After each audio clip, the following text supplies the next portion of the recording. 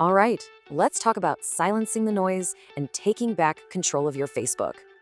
Is your phone constantly buzzing from Facebook? Yeah, you are definitely not alone in this. But guess what? Taking back control is actually super easy, just a few taps. First up, we're gonna jump right into the Facebook app. This gives you really precise control.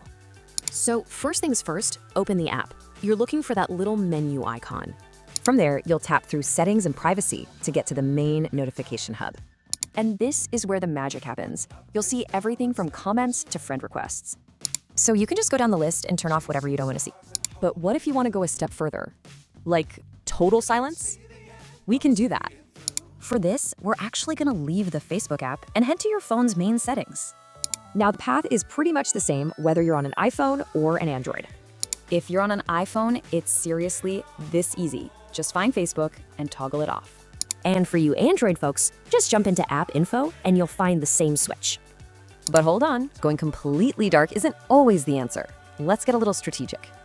You probably want to keep security alerts on, but game requests, maybe not so much.